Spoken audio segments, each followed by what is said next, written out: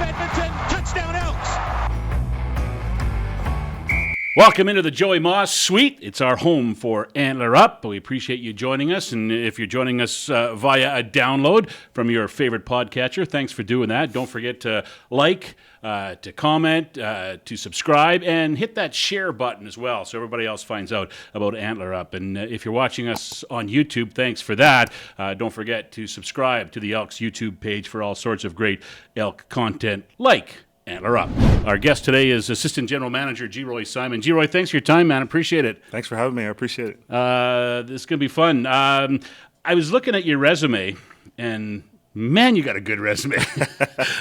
I can't even, I'm just going to touch on a few things that jump out. A 15-year playing career, Winnipeg, BC, and Saskatchewan, 6-time CFL All-Star, 9-time 1,000-yard receiver, 3-time Grey Cup champion, number 1 in receiving yards, number 2 in receptions. Oh, yeah, you're in the Hall of Fame, too. That's pretty good. I mean, you came to Canada in 1999, I think it was. I imagine back then you didn't envision that it'd be your home all these years later and you'd be in the Canadian Football Hall of Fame. No, it's funny because when I first came to Canada, I just wanted to come and play a year or two and get back to the NFL. I never thought that I would love Canada so much and end up making this my permanent home. Yeah, it's funny how that's a story for so many guys, right? They want to get tape, right? They want to get themselves on tape so they can show it to NFL guys. And sometimes the NFL dream works, sometimes it doesn't. But sometimes guys like you and there's a lot of other guys just find a home here and end up staying. Yeah, you know, it's funny because, you know, when you first get here, you're just, like you said, you're just here to play the game and get some film and try to get back to the NFL. And then the funny thing happens, you know, you get ingrained into the community. You start having success on the field, and then you have to weigh the options of, do I want to go and miss time playing in the CFL to take a shot at the NFL, or do I want to stay here and just continue to build a legacy? And like I said, you're ingrained in the community, so you don't want to leave that as well. The money's great, obviously, in the NFL, but like you say, sometimes you get to a point where you just want to play football, right? You're tired of sitting on practice rosters, and you're tired of being released and signed and released and signed and injury buyouts and all that stuff. And it gets to a point where you just want to play. Yeah, and that was the main reason why I came to Canada in the first place. I'd been on practice squads for 2 years. I'd been released my rookie year 6 or 7 times in 1 year, and then, you know, sitting on a practice squad another year. And so it had been 2 years since I'd actually played a game. So I just wanted to get on the field and just show my talent, show all the things that I've been working on. And you know, I had a choice between signing with the Winnipeg Blue Bombers or signing with the Detroit Lions, and I chose Winnipeg. And you went to Winnipeg. You were there for 2 years, right? Yep. You didn't have a full-time role your first couple of years, did you? Or? No, the first year I started my first game, but I 3 plays into it, I got hurt. I remember Kurt Schilling coming down on a punt, and they just threw me in there to catch punts, and he blew up my thigh, and I was out 8 weeks. So then I was up and down between practice squad and the active roster until the next year, my second year, is when I really started to have success. Did you know anything about the CFL or about Canada or about Winnipeg when you came north? I did not. I knew about the CFL because I played at the University of Maryland, and they had the Baltimore Stallions there. So I knew a little bit about the CFL. I'd known about Doug Flutie and Warren Moon. So I was a big football fan. So I knew a little bit about it, but I didn't know to the extent of obviously what I know now. All right, you mentioned the University of Maryland football scholarship there, but you're a pretty good baseball, baseball, and you're in track too, right? Track, yeah. Was there a point where you could have had different paths and you chose football? Yeah. So the funny thing is, my favorite sport is actually basketball to play, but football just came so naturally to me that I couldn't pass up the offers that I was getting. I had a bunch of small Division I offers for basketball, had a couple for track because I was a 100-meter sprinter, 200, and high jumper. And then, I played a little bit of baseball, but, that kind of went by the wayside when I started scoring touchdowns. But, I wanted to play college basketball. Then I'd had a chance to play both at a couple of small schools, but I ultimately chose to play football because it came so naturally. And I was 6'1" and didn't have an inconsistent jumper, so I just went with the football option. I'm amazed. Football players really like basketball. It seems there really seems to be a relationship between football and basketball, because I don't know how many Kobe versus Shaq arguments I've heard from football players, or Jordan versus Kobe, whatever the case may be. Right? There's a real passion, it seems, for basketball for football players. Yeah, it's funny because where I'm from in Pennsylvania, you play football during football season, and then you don't play but you play basketball all year round. So, I play basketball during basketball season and throughout the summer. So, I just always played during track. I would leave track practice and go play pickup basketball. So, I think it's just something for me that I played all the time and played all year round. So, I just love playing. So you've been in Canada for almost 25 years now. Yep. Have you picked up hockey by osmosis yet? No. Actually, my where I went to high school, we had a very good hockey team, but I'm not any good on skates, and I don't like the cold. The only time I'm in the cold is during football games when I have to be out there. But not an ice hockey fan. You haven't picked up watching the game on? I watched games. Yeah. I mean, obviously living in Vancouver for 20 years. You would have been there when they went to the finals, right? Yeah, went to a lot of Canuck games, and also went to a couple junior games, but just never caught the bug like most Canadians do. All right, you went from Winnipeg to BC as a free agent, right? Yeah, I actually went from Winnipeg. I went to the Kansas City Chiefs and got released, and then I went to BC. Okay, you had Pittsburgh and Tampa as well in your NFL resume. My rookie year, I was with the Bengals first. I went to I went to Cincinnati, Philadelphia, Pittsburgh, and Tampa all my rookie year. Yeah, wow, that's the released and signed. Yeah, thing exactly. We were talking about Exactly. Earlier, right? All right. So you end up going to BC. I imagine your first dealings there was with Wally Bono, right? No, it was with Adam Rita and Okay. Steve Barato. So, like I said, I got released from the Kansas City Chiefs, and I wanted to go back to Winnipeg, but that was the year that they went to the Grey Cup. We're on a 12-game winning streak in 2001, so they didn't want to mess up their continuity. Then they had a couple young receivers. Arlen Bruce had come, so they didn't want to change that up. So they had me wait, and I just got tired of waiting, so I went to BC. And Adam Rita and Steve Barato were there. I had a year and a half with them. Pretty good seasons, and then Wally came in 2003. Yeah, okay. Who's a quarterback in your first year there? Damon Allen. Yeah, Damon okay. Allen. I got a year and a half with Damon Allen, so it was pretty cool to play with him. With him, he's such an iconic figure. Obviously here in Edmonton as well, a guy that had a ton of success in this league. Yeah, for sure. So then you went from Damon Allen to Dave Dickinson. Yeah, and then Travis Lulay, or who was it? Dave Dickinson, Buck Pierce, Jarius Jackson, then Travis Lulay. Mike Riley was thrown in there a little bit, but so I played with some very good quarterbacks in this league. Yeah, you've made some quarterbacks look good, is what I'm saying. Yeah, All right. yeah. When I'm talking to them, it might be different, but I'm talking to you today. For sure. Okay, your time in BC, obviously, that's you were there for most of your career. Mm-hmm. You won a couple of Grey Cups there. You're settled there now. Your family was there. Just talk about what that city and playing for that organization and then working for them too after you retired. What it meant to you. Yeah, it was. I had a great experience in BC. Obviously, playing 12 years and playing with playing for Wally Bono, playing with the great teams and all the great players there, multiple Hall of Famers, and we won a ton of games. And it was probably the best time of my football career. I've had the most fun. Obviously, won the most games there in my career. So, but winning the Grey Cup in 2006 with that team, it was such a special team. That year we go through all the awards and we basically sweep all the awards. So that was pretty cool. But then we go and win the Grey Cup a couple days later. So that was cool. The 2011 team, obviously starting 1-7, and then finding a way to win the West and win the Grey Cup at home was very special. So my time in BC was an amazing time. I made a lot of great memories, a lot of great friends, some lifelong friends that I'll have till the day I die. But it was special. It was special, and it groomed me. They groomed me to be in a position I'm in now, as in the front office and as a scout and doing personnel. 2011, you mentioned 1-7. I think you're like 0-5. Yeah. To start as well, or maybe 0-6. I'm not sure what it was. Yeah. I think you won your first game here, right?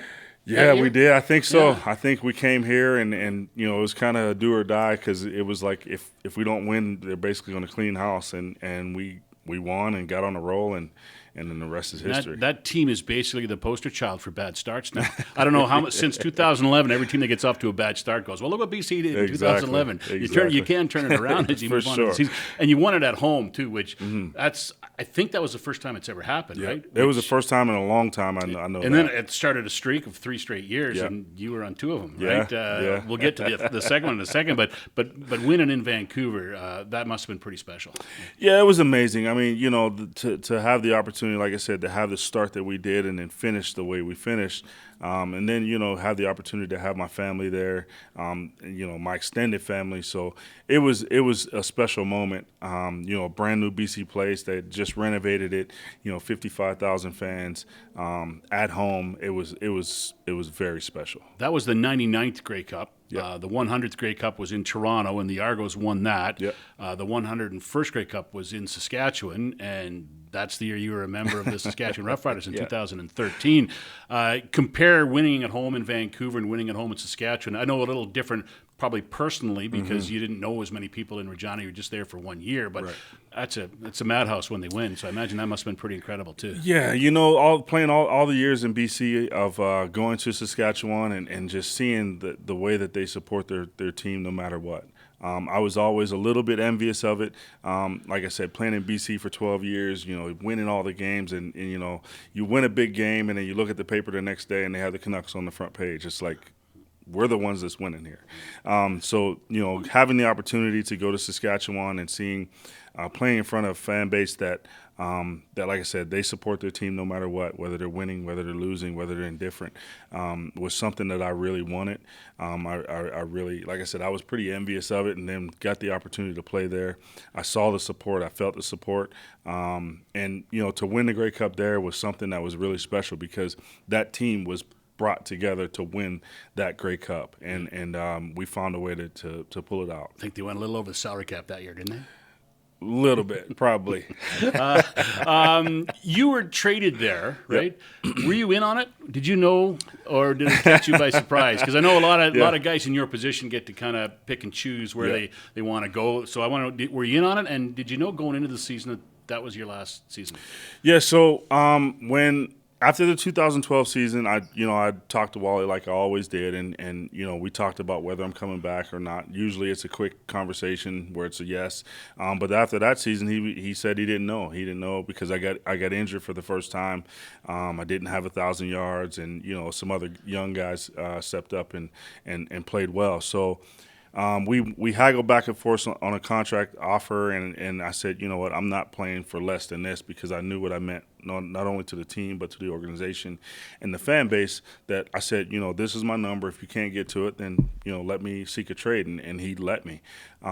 At the time, Brendan Taman, who brought me into the CFL, was with Saskatchewan as the GM. We were still really good friends. I made one call, and he said he would trade for me. It took Wally a little bit of convincing to make it happen.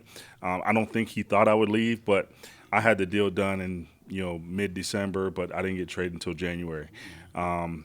And, you know, going into the season, I wasn't sure if it was going to be my last year. I had an idea, but they gave me a 2-year deal just in case. But, you know, it was a year-by-year thing. There's something pretty cool, though, having the kind of career you had, and in your last game you win the Grey Cup. I know Henry Burris did it. Yep. You did it in 2013. Yep. Did you know that day? Did you know walking off the field after you won it in 2013? I wasn't quite sure, because I felt like I still had a little bit of gas left in the tank. I could probably play maybe a half a season and then help coach and transition into the scouting and personnel. And that's the reason why I originally went to Saskatchewan, not only to play that last season, but I knew that once I was finished, I was going to, you know, try to go into scouting or coaching or something in the front office. And I knew that Brendan would give me that opportunity. So it was more than just me going to play there. But, leaving, winning the Grey Cup in 2013, I wasn't sure if I was going to come back. We had some internal conversation. They had some conversation.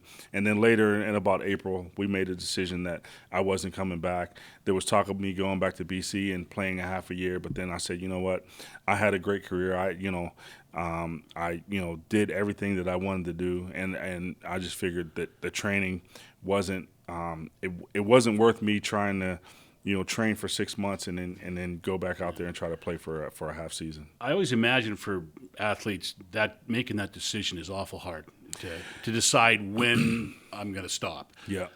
Was it easy for you? Because, you didn't have any more boxes to check. You Right. pretty much done everything Right. at that point, right? Was it a tough decision? It wasn't a tough decision because, I'd played for, 17 years professionally. And then probably my last 5 years of my career, I started, doing things outside of football to basically prepare myself to be able to walk away. And, to win a Grey Cup, to score 2 touchdowns in my last game, basically a drop the mic moment. I said, what better way to leave than this? So it wasn't a hard decision for me. And like I said, I had something that I was going to, as opposed to just finishing playing and then saying what's next. I had, I basically June 1st of 2014, I officially retired, and that same day I got hired on the scouting staff with Saskatchewan, and I did some personal appearances, but the majority of my job was to do scouting in the U.S. And that's where the off-field career began in football. We're going to talk more about that in the second half. We'll also talk maybe a little music, and we'll talk about Superman, all that and more in the second half of Antler Up with Geroy Simon. The Antler Up podcast is recorded in the Joey Moss Championship Suite. The Joey Moss Suite opened in 2022 to honor Joey, his great legacy, and to remember one of Edmonton's greatest heroes. The Joey Moss Suite is a great place to watch an Elks game from. To learn more about how to purchase the Joey Moss Championship Suite for an upcoming Elks game, email partnerships@goelks.com. How did Superman come about, the pose? When was the first time you did it? Oh, and man. Why? So my son, Jaden, he was born September 21st, 2001. And, obviously, as your kid grows up, he naturally wanted to watch football. So, we had such a close relationship. I said, I want to do something for him on away games that if he's watching a game that, he can say, oh, there's daddy. So he was into Power Rangers, and they have those little stance that they do their, hands on their hips and poke their chest out. And then there's the Batman, where when they call for Batman, they shine the light, and he kind of comes out of the darkness, and he's kind of standing there with his chest out. So I just started doing it, and it was for him just to see if I score a touchdown, he'll see me on TV. And it kind of caught on. I started scoring more touchdowns, and then they started, instead of Batman or Power Rangers, they started saying it was a Superman pose. So that's how it came about. I did it for my son Jaden, and it caught on. So I just kept doing it. See, these are the things you learn on Antler Up. The Superman pose is really the Power Ranger pose. That's unbelievable. Yeah, yeah. I mean, it's one of those things where you have success, and being somewhat superstitious, I'm like, all right, well, I scored a touchdown and I did this, so I got to keep doing it every time I score a touchdown, and the touchdowns kept coming. So just kept rolling with it. And now it's synonymous with Geroy Simon. It's funny because Aaron Grimes calls me Superman. He doesn't even call me Geroy. He calls me Superman. So every time I hear it, I get a little bit of a chuckle. Well, Aaron, if you're listening, start calling him Power Ranger. All right, so you move into the front office, start scouting in Saskatchewan. After a year there, you go back to BC, and you have a long career in the front office there. Talk to me about scouting. What can you boil it down to the key? What's the key element of scouting and finding players? So the thing for me is, and this would, I'm not going to say it's easy, but it's a easy. For me, I just compare what I see in the current players, and I compare it to guys who have had success in the past, and guys that I played against. You look for, if you want to look for a pass rusher, you can look for Brent Johnson type, physical. He's not very tall, but he's strong. He's powerful. He can speed the power. He can get to the quarterback. He can push the the pocket. Or you look for like a Cam Wake. He's fast off the edge, explosive, has a bunch of different moves that he can use. Receivers, obviously myself, but, it's hard for me to find guys that I compare to me. So I look for, guys like Milt Stegall, like Arlen Bruce, Alan Pitts, Terry Vaughn, Nick Geroy Lewis. Simon? Not as much me, because I think that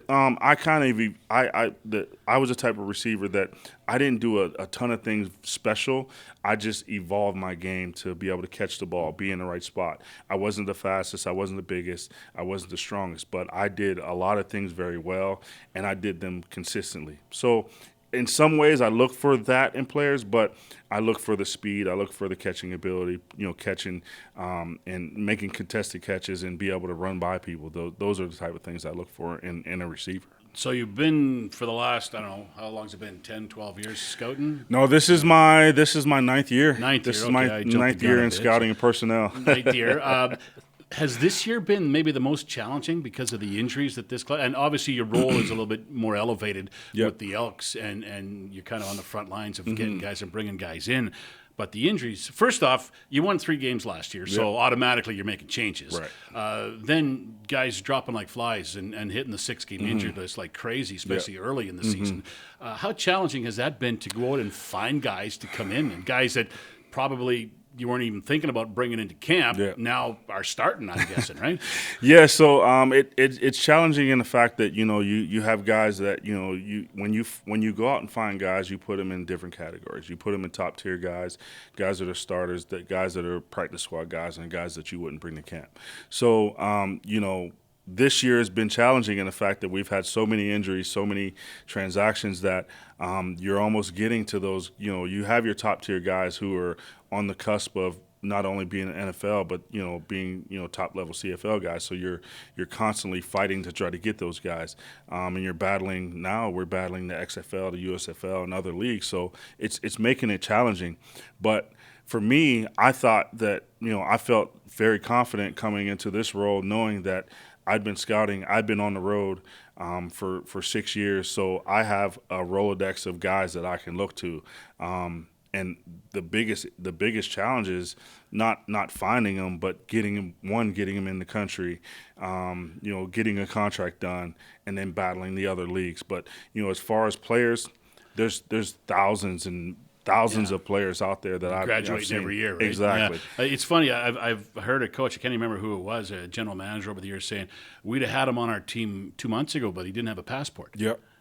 And it's amazing. Like, it's such an easy thing to do, and such a thing that most people think of doing, but all of a sudden you got a chance. You come to Canada. I don't have a passport. Well, don't come to Canada then, because you can't get here. Yeah, there's so many different elements that come to. It's not just go find a guy and sign him. There's, like I said, there's the different leagues. There's him wanting to go to the NFL. Then him maybe have a job or he's retired. But then it's immigration. It's getting a passport. It's, are you vaccinated? And then are you a fit for us? So there's so many different layers that you have to peel back of the onion before you can even get a guy in the country. So a lot of the legwork has to be done on the front end to know that before I put this guy on my list, does he check these boxes? And if he does check these boxes, then I can put him on my list and have him as a guy that I can potentially bring to Canada. So you've probably helped bring hundreds of guys to the Canadian Football League over the years. Is there one guy out there who you really fought for and he's been successful in this league, and you can kind of go, that's my guy? Kenny Lawler. I was doing West Coast scouting, and I saw Kenny play at Cal, and then I was at his pro day. And when we brought him to BC in, I think, 2018, he got injured, and they cut him. And I was furious. I was like, this guy's our best guy in camp, and we're cutting him because he got a hamstring injury. Like, it happens. This is training camp. It's football. Guys get injured. But at the time, we didn't have room on our roster. So, and I wasn't making a decision. All I was doing was giving my opinion, and whatever they did, they did. And when they cut him, I was pretty pissed. And then he goes to Winnipeg, and he has huge success. And then they won the Grey Cup in 2019. So then in 2021, I had a chance to get him back to BC, had a contract basically agreed to, and then it was based on a few things not happening in BC, and then those things happened, and he ended up going back to Winnipeg and winning another Grey Cup. So and leading the league in receiving. So when I had the opportunity to get Kenny this year, I had a little more juice, a little more power, that I said, we're not letting him go. And me and Chris talked about it at length. I said, if we go after anybody, we got to go after Kenny. And then he gave me the latitude to do whatever I need to get him. I remember this funny because in recruiting Kenny, I talked to him for almost 2 hours on the phone one night, and I was like, I'm not letting you off the phone until you tell me you're coming to Edmonton. And he lo and behold, he came. So he's the one guy that I said, if we have an opportunity to get him, we have to get him. And another one is Nick Demsky. The one player that I think that I was responsible for in bringing to Saskatchewan at the time in the draft was Nick Demsky. I went and seen him play 4 times. I thought he was above and beyond the player, and I knew he would develop based on his background and his work ethic. He was a guy that I said, Brendan, I might not be here, but this is a guy you need to draft, and they ended up drafting him in the first round. Yeah, he's a good player, too. Very special. Really good player, yeah, no doubt about that. All right, so you brought a lot of players to this league. You end up getting the opportunity to come here. Mm-hmm. Pretty natural evolution of your career, I imagine, right, in the front office. I know you've had a history with Chris Jones, like everyone in football seems to have a history with Chris Jones, and it came together this offseason. Yeah, it was great. It was funny because, me and Chris have been friends for many years. I think he came into the league in 2002, and I was obviously in BC. He was in Montreal. But the way we met is through Scott Milanovich, who, they were in Montreal. Scott was a quarterback coach. Chris was a defensive line coach, and they ended up living together. And obviously, Scott was my college quarterback, so we go to Montreal. He introduced me to Chris, and then we just talk every time we played against each other. We would just talk. So we ended up building a friendship. Obviously, we were very competitive. Him as a defensive coordinator and me a player. Then once I got in scouting, we always talked about possibly working together. And it really came about in 2019. He was with the Cleveland Browns, and I had flown down to Indianapolis and went to the NFL Combine. We were supposed to, meet up and have breakfast for like a half an hour. But we ended up sitting at breakfast for 3 hours talking about philosophy and how he likes to build a team, what he looks for in scouting, and all those different things. And leaving that breakfast, I knew that if the opportunity came about, we were going to work together. All right, let's get away from football a little bit. I read a bio on you yesterday when I was prepping for our talk, and it said likes playing pool and listening to BB King. Tell me about that. Well, first off, the pool aspect. Well, my grandfather owned a pool hall when I was a baby, a young kid, and in my hometown, playing pool is such a big thing. It's like playing basketball. It's like playing football. So it's just kind of the thing to do. It's a small town, 25,000 people, not a ton going on. So just kind of go to bars and shoot pool on your nights off. So. Like I said, if you go to a bar in my hometown and you can't shoot pool, you better get out of there pretty quick because you're going to lose some money. Are you any good now? You still play now? Yeah, I'm pretty good. I have my own stick and all that stuff. Oh, really? Yeah, I don't play often, but so you're the guy. You screw the stick together, lose the first game, make the bet, exactly. And then take everybody's money. Exactly. Yeah. So and then just kind of being like an old soul. BB King is. I just like the blues. I like I like the way it makes me feel. I like the way when he's hitting the guitar and hitting those notes. It just makes me feel good. Is that your music, blues? Do you listen to a lot? I'm more of an R&B. Anything that's like very soulful, like it's just you just close your eyes and you just feel good, warm and cozy. That's the kind of music I like. So blues is one of them. R&B. I'm not I can listen to heavy metal and all that. I I listen to a little bit of rap, but I'm more R&B thug. Is music a big part of your life? Like, do you got it going on in the office, or do you got the earbuds in all the time listening? How important is music to you? Music is very important. It's obviously it's something that soothes me. It keeps me relaxed, especially with all the stress going on as assistant GM, dealing with all those coaches and Chris. But no, it's fun. I mean, there's always music playing in the coaches' offices and on road trips and things like that. So yeah, music is definitely something that's important to not only myself but my You family. ever take any money off of Chris Jones at pool? Have you played him? No, we haven't. I guess that's a bad thing to do, to take money from your boss, right? No, I'd have to let him win. I'd have to let him win. But no, we haven't had a chance. Every time we're talking football. I don't know if anybody really knows Chris, but like Chris is football 24 hours a day, 7 days a week. Yeah, he's phenomenal that way. We talked about your relationship with him and how he's got a relationship with everybody. When he was here in 14 and 15, and this year, same thing. You can throw a name of a player at him. Yep. And he'll tell you his 40 time. He'll tell you where he went to high school. And I watched him play here. I saw him in the Shrine Bowl, whatever. Like, I don't think there's a football player he doesn't know about. I think it was Deron Carter was up here. Yeah. And he said, I'll go to Chris's office. And he's watching some arena football game from somewhere. And next thing you know, the guy's in the CFL playing, right? It's funny because Chris does this thing, and I hate it because he's always right. We'll watch film on a guy, and he'll say, all right. As soon as he says, all right, I know exactly what he's about to say. He'll say 6'2", runs a 4.7, verticals a 35, and broad jumps 11. And I'm like, dang it, he's right again. And I am dead serious. Every time we're watching a guy, he does it, and he's within an inch of his broad jump, within a quarter inch of his vertical jump, and within a tenth of his 40 time. Like, it's unbelievable. The guys that he's unbelievable, and he's for me, that's why I wanted to come and work with a guy like Chris because like I said, he's all football all day, each and every day. So I'm learning so much about the game, but also how to put a team together, and the do's and don'ts when it comes to running an organization. I kind of get the picture about bye week for Chris Jones. He hates bye week because there's no practice, but he loves bye week because he can watch more film. Yeah, exactly. There'll be a lot of names that we'll be going through over the bye week. All right. Last three questions on Antler Up. Three same questions for everybody, Geroy. So you're going to get them now. Your first CFL game you ever saw. You remember it? Oh man, it was actually on ESPN, and it was I think it was the Calgary Stampeders and Baltimore Stallions. I ended up watching it. It was on. I was at the University of Maryland, and it was on in my dorm room, and it was just kind of watched it, and I was like, hey, that's Doug Flutie. I know that guy. Yeah.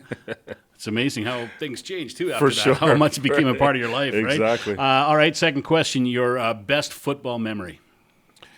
Oh man, I've had a lot, but I would say the 2006 Grey Cup. That's probably my best memory because I never really won anything as a football player, but winning a championship, that was my first ever big championship. So I'd say the 2006 Grey Cup. First to three, you always remember your first, right? For sure. And there you go. And last one, biggest name in your phone. Ooh, probably James Franklin. Penn State's head coach. All right, that's pretty big. Yeah, big dude, big name in football. Yeah, absolutely, absolutely. All right, Geroy, I appreciate your time, man. It was great to get to know you. Thanks for the stories, and good luck the rest of the way. I know it's been a tough year. Maybe things are gonna turn around, and we'll get this thing going a bit. I appreciate it. It's been a tough year as far as the wins and losses, but we're learning a lot, and we're very close as a team, and I think we're gonna finish the season out the right way. Looking forward to it. He's Geroy Simon. I'm Morley Scott. We'll catch you next time on Antler Up. Antler Up, Edmonton, touchdown Elks. He'll walk the dog to the end zone. Antler Up, Edmonton, touchdown Elks.